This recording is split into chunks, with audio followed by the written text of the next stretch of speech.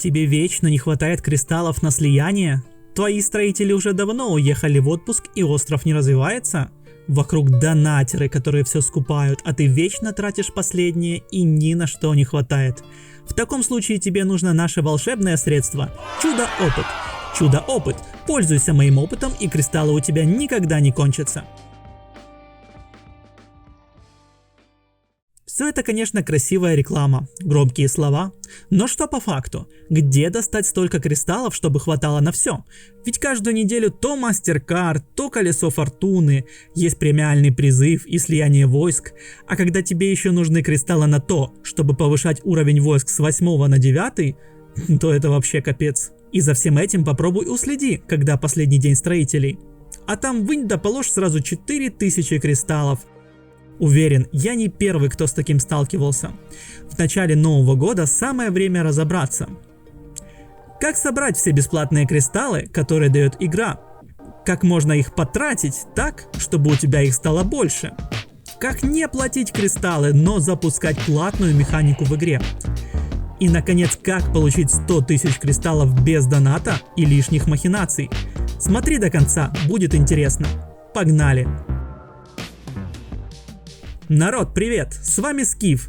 Сегодня мы поговорим о кристаллах. Это самый ценный ресурс в игре, который можно обменять почти на что угодно. Можно покупать ресурсы, отряды, героев, улучшать отряды. Можно делать слияние и получать более редкие и ценные отряды. Можно тренироваться за кристаллы в испытаниях. И даже ускорить строительство на острове. Но там вообще какие-то дикие цифры, и я не до конца понимаю, зачем разработчики сделали такую опцию. Не будем о грустном. Давай лучше разберемся, из каких источников мы вообще можем получать кристаллы и сколько. Сразу скажу, что источников у нас будет сегодня много. И когда я буду озвучивать цифры, это будут цифры для среднего игрока из клана, который входит в топ-100 и за сезон получает около 7500-8000 кубков. Первое. Прокачанная на 20 уровень сокровищница. Она же наш сундук на главном экране игры. Производит 40 кристаллов в час, это 960 кристаллов в сутки. Пассивно. Главное, успевай заходить и забирать, так как он может накапливать не более 8 часов подряд. Это наша самая важная инвестиция, и всем советую прокачать ее на 20 уровень как можно скорее. Второе. Лига завоевателей. Дает нам по 30 кристаллов за каждый из 20 боев. Суммарно 600 кристаллов каждый день. Я обычно включаю автобой, и через 5 минут кристаллы уже у меня. Третье. Ежедневные задания. После последнего обновления там начало падать значительно больше кристаллов. Выполняя ежедневно простые игровые действия, ты получаешь 380 кристаллов в день, не считая других отрядов, ресурсов и золотого билета, конечно же. Четвертое. Бесконечное испытание.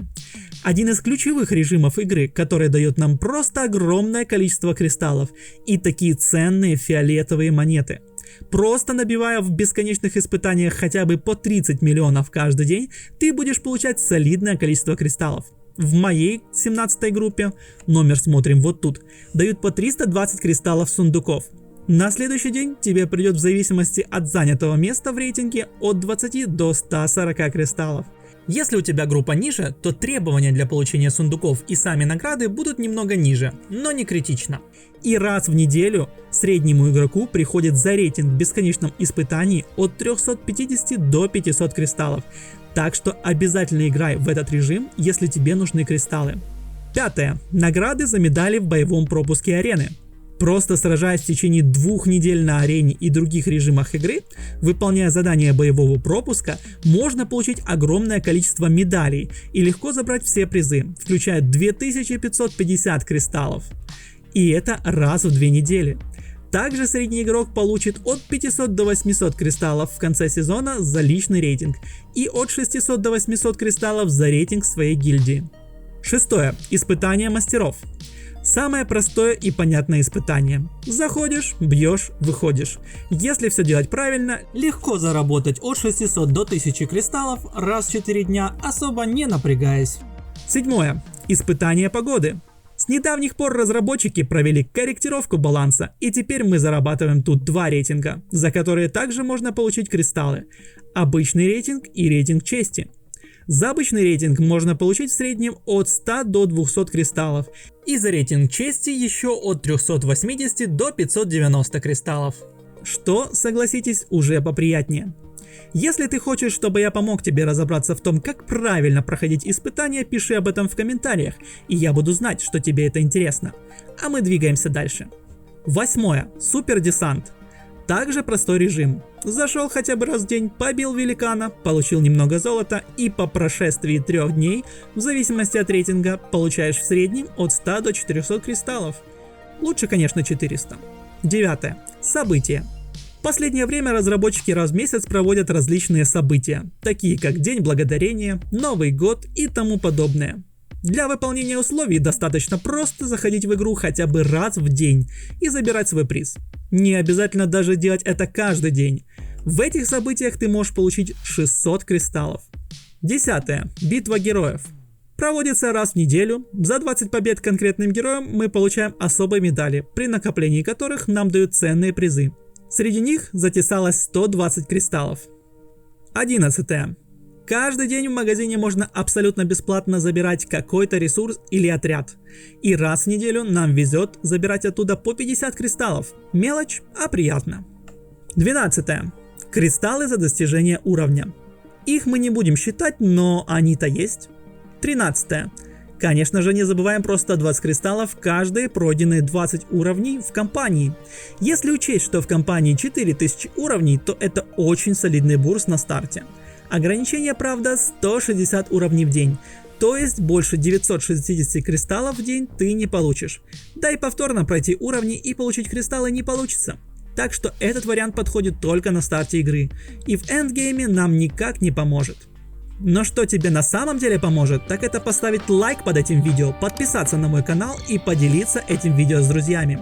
Тогда у меня будет стимул делать ролики чаще, лучше и на интересные для тебя темы.